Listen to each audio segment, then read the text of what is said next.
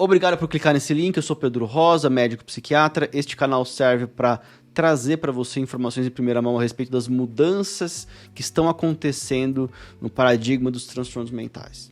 Tem muita coisa acontecendo e a minha ideia desse canal é organizar, para quem tiver interesse, informações a esse respeito nesses vídeos curtos que eu posto aqui toda quinta-feira. Este vídeo, especificamente, é um vídeo não para explicar o que é o modelo dos 5 fatores, mas explicar o porquê que o modelo dos 5 fatores ele é um modelo que ganhou maior proeminência dentre muitos modelos de descrição e explicação da personalidade. Por que ele adquiriu esse protagonismo? Por que ele é o mais importante? E, francamente, por que ele é a base do novo paradigma? Bom, a humanidade sempre tenta classificar, descrever, agrupar tudo. E não foi diferente com a personalidade humana, desde os tempos, ao menos na cultura ocidental, do Hipócrates do Galeno, com os 4 temperamentos, mas francamente, uma parte das culturas tem uma maneira própria de descrever a personalidade humana. E não foi diferente nos séculos recentes, quando uma série de linhas da psicologia, da psicopatologia, tentou descrever personalidades de maneiras diferentes. Jung tem a sua própria tipologia de personalidade, Kurt Schneider, que é um psicopatologista alemão muito importante, tem a sua maneira de classificar entre os tipos de transtornos de personalidade, até que, claro, a gente chegou no DSM. Mas fato é que a gente sabe que os modelos tradicionais que classificam as pessoas em categorias, em grupos, são intrinsecamente problemáticos. Os modelos que a gente sabe que são mais baseados em evidência, têm uma maior validade, são modelos dimensionais, que colocam as pessoas entre dimensões que variam entre muito ou pouco de uma determinada característica de personalidade. Essas características, elas têm uma hierarquia entre características mais abrangentes, como, por exemplo, o neuroticismo, a propensão a ter mais emoções negativas, até algo mais específico, como ter uma sensibilidade maior à ansiedade somática, uma característica, uma faceta do neuroticismo. E, no fundo, a gente sabe todas essas informações com base em estudos que foram construídos aí nos últimos 50, 40 anos sobre o modelo dos 5 fatores. Aqui no canal já tem um vídeo sobre o modelo dos 5 fatores, já tem um vídeo sobre o modelo alternativo dos transtornos de personalidade, que é em grande parte baseado no modelo dos 5 fatores, e também tem muitos episódios no podcast Papo de Psiquiatra, que agora está no YouTube também, não somente no Spotify, sobre o modelo dos 5 fatores, sobre os 5 fatores, cada um deles. Mas eu vou te explicar hoje o porquê que o modelo dos 5 fatores ele é tão importante, por que ele adquiriu um protagonismo em relação a outros modelos, como por exemplo o modelo do Cloninger. Uma questão muito importante é a estabilidade dos fatores, isto é, independentemente de você escolher uma população mais velha, mais nova, independentemente de você escolher uma população num país ocidental ou num país oriental, independente de você pegar uma população que viveu muitas décadas atrás, ou você pegar pessoas que nasceram, que estão vivendo numa cultura completamente diferente, de você pegar pessoas que vivem em democracias ou que vivem em ditaduras, independentemente de você pegar populações que foram vitimadas extensivamente por problemas climáticos, por pessoas que foram vitimadas extensivamente por guerras, independentemente de culturas, independentemente de pessoas que migram de um país para o outro e vão morar em um país muito diferente da própria cultura, independentemente de todas essas características, o modelo dos 5 fatores continua sendo um modelo válido para descrever a personalidade das pessoas. Isto é, na hora que você analisa a personalidade das pessoas através de métodos diferentes, chega-se a 5 fatores que são organizados de uma maneira semelhante ao modelo dos 5 fatores: neuroticismo, abertura, amabilidade, conscienciosidade e extroversão. Essa grande estabilidade traz para a gente uma característica muito importante para a ciência, que é robustez. Independente de como você analisa, você chega a conclusões semelhantes. Isso não pode ser à toa. É fundamental para que um modelo seja considerado científico que ele tenha premissas que possam ser testadas empiricamente. Uma ideia, por exemplo, do modelo dos 5 fatores é que neuroticismo é diferente de extroversão, que certas facetas se organizam sobre neuroticismo tendência à depressão, vulnerabilidade, tendência à ansiedade, em comparação com extroversão, que é emoções positivas, agregariedade, assim por diante. Todas essas hipóteses, elas podem ser testadas. Esse é só um exemplo, mas a gente pode pensar em inúmeras hipóteses.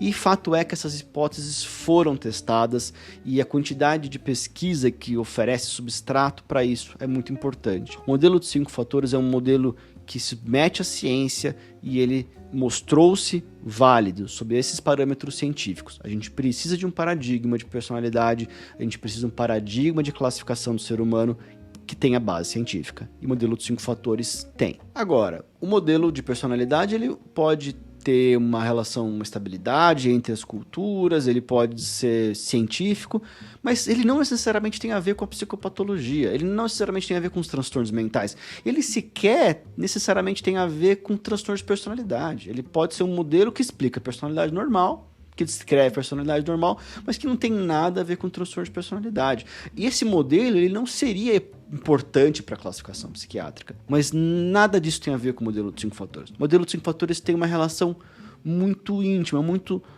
robustamente demonstrada, tanto com os transtornos de personalidade, quanto com os transtornos mentais que não são transtornos de personalidade. Eu diria até mais, a relação do modelo de 5 fatores com os transtornos mentais que não são transtornos de personalidade é até maior do que a relação do modelo de 5 fatores com os transtornos de personalidade. Isso é muito importante, isso é um aspecto fundamental. Como é que a gente organiza os transtornos mentais? A gente organiza os transtornos mentais sobre o modelo de 5 fatores. Os fatores de personalidade, os domínios, por exemplo, o neuroticismo, eles são substratos dos transtornos mentais. Neuroticismo e extroversão, no caso, baixa extroversão, são os substratos de depressão, por exemplo. Conscienciosidade, no caso, baixa conscienciosidade, é um substrato muito importante da apresentação desatenta de TDAH. E os estudos progressivamente demonstraram isso de maneira muito consistente, robusta, nos últimos 10 a 15 anos. Além disso, nesse exemplo que eu dei aqui, que neuroticismo e baixa extroversão tem a ver com depressão, falando especificamente sobre o neuroticismo ele prevê o surgimento de depressão, ele prevê o surgimento de transtornos de ansiedade, e essa predição, ela tem uma relação mais importante, ela tem uma relação de maior predição do que o paciente ter apresentado no passado um episódio depressivo. A gente sabe, claro, na literatura, que uma pessoa que teve episódio depressivo tem uma chance maior de ter um outro episódio depressivo. Transtornos de humor são, pela própria natureza deles, recorrentes. Parte do tratamento, portanto, precisa ser direcionado à prevenção desses episódios. Pois bem, o neuroticismo ele prediz mais um novo episódio depressivo do que a própria característica da pessoa de ter tido o episódio depressivo anterior. Isso é muito importante. Isso é uma característica central, porque a gente está olhando e vendo que, olha, tem uma característica aqui que precisa ser alvo de uma intervenção. E sim, existem intervenções para o neuroticismo, mas isso é tema para outro vídeo. Além do modelo dos 5 fatores ter uma relação muito grande com psicopatologia, transtornos mentais, os domínios do modelo dos 5 fatores têm uma relação muito importante com outras variáveis muito importantes para nós, seres humanos. Por exemplo, a gente sabe que um elevado neuroticismo e uma baixa conscienciosidade têm uma relação muito grande com hábitos de vida pouco saudáveis, alimentação pouco saudável, sedentarismo, tabagismo, não seguir recomendações médicas, não seguir com tratamentos médicos que são importantes. Isso é uma característica muito importante, isso é uma característica fundamental para a gente entender uma saúde de alguém. Quer dizer, boa parte da medicina é convencer os pacientes, é trazer para os pacientes a ideia de que eles devem se preocupar com a própria saúde, devem incluir hábitos de vida saudáveis e excluir hábitos de vida que não são saudáveis. Se a personalidade das pessoas tem uma grande relação com esses hábitos, a gente precisa incluir uma análise de personalidade na hora que a gente vai tratar desses hábitos com os nossos pacientes. O modelo dos 5 fatores fornece um arcabouço muito importante para isso. Além disso, o modelo dos 5 fatores tem uma relação muito grande, principalmente em conscienciosidade, para ganhos acadêmicos profissionais, capacidade de aprendizado, persistência, desfechos profissionais favoráveis, inclusive renda. Ou seja, a gente está falando aqui de aspectos sociais que são muito importantes para as pessoas. Novamente, se a gente quer que as pessoas tenham progressos acadêmicos, tenham progressos profissionais, que a gente quer que as pessoas tenham uma renda maior, a gente quer que o nosso país cresça, a gente vai precisar, de alguma maneira ou de outra, incluir aspectos de conscienciosidade, principalmente, mas também de outros fatores, do modelo dos 5 fatores, mas principalmente conscienciosidade, nessa análise que a gente está fazendo. Ou seja, eu citei aqui alguns exemplos que são inegavelmente muito importantes para os seres humanos, né?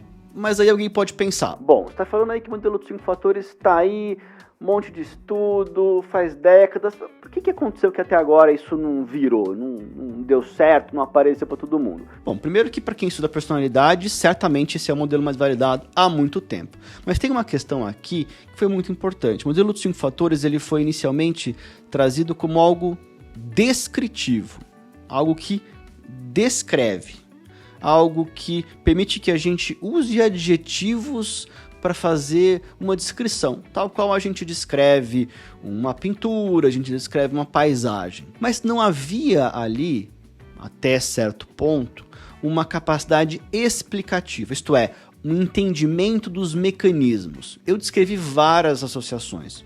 Como é que o neuroticismo ele aumenta o risco de um transtorno de ansiedade? Como é que uma baixa extroversão aumenta o risco de depressão?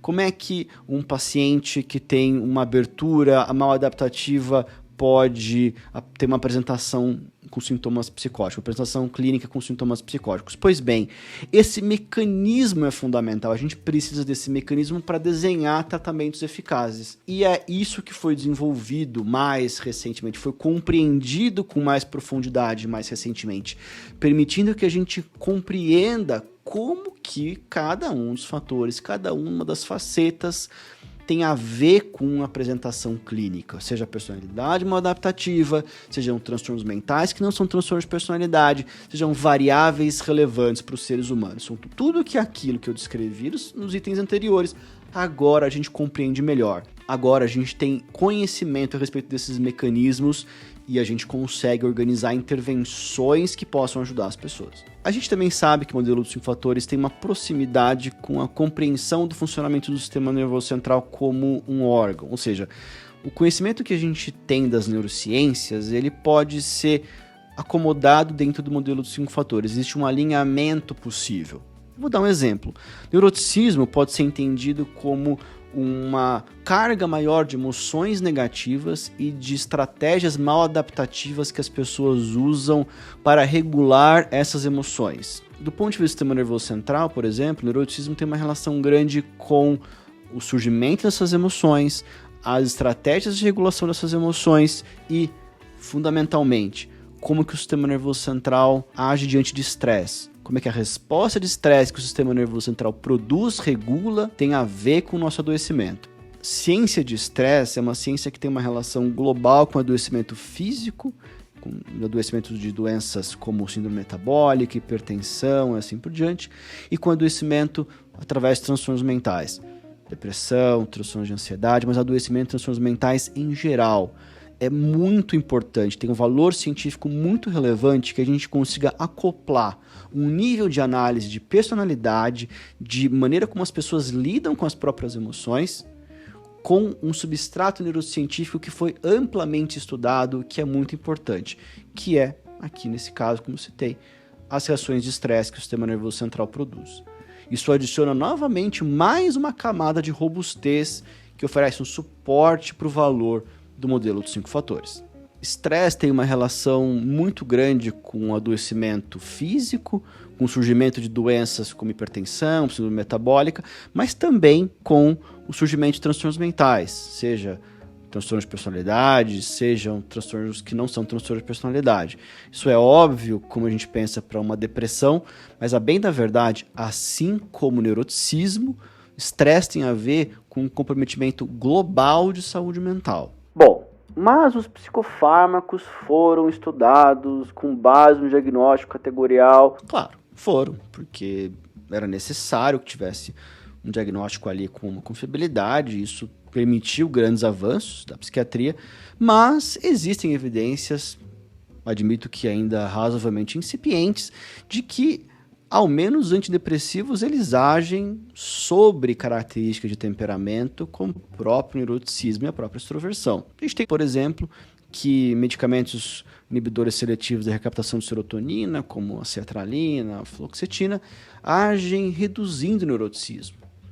Por sua vez, outras medicações, como por exemplo a bupropiona, que é um antidepressivo de outra categoria, agem mais sobre extroversão. Isso já é uma intuição clínica. A gente já usa esses antidepressivos, de certa forma, com esses alvos clínicos. Mas na hora que a gente for estudar isso, viu-se que concretamente a ação desses fármacos é sobre características de temperamento. Como eu falei, a gente sabe que tem uma grande relação entre elevado neuroticismo e baixa extroversão com depressão. Não é surpreendente que os antidepressivos ajam nessas instâncias de temperamento. Talvez daqui em diante, quando a gente começar a estudar melhor os transtornos mentais com base no temperamento, a gente vai perceber que a gente consegue inclusive entender melhor o funcionamento dos psicofármacos. O objetivo desse vídeo não foi explicar o que é o modelo dos 5 fatores, tem outro vídeo para isso, não é explicar a primeira aplicação do modelo dos fatores que tem, assim, digamos, no caráter oficial, que é o MPD do DSM-5, não é descrever os fatores, farei vídeos sobre isso no futuro. O objetivo aqui foi te explicar por que esse modelo específico, por que em específico esse modelo de personalidade adquiriu a proeminência que ele tem hoje e que vai crescer ainda mais nesses próximos anos. A justificativa, a explicação para isso é que esse modelo ele é central. A gente consegue encaixar outros paradigmas e outros níveis de análise sobre esse modelo. Portanto, ele é o centro de um modelo pluralista que encaixa outras análises validadas, baseadas em evidência entre si.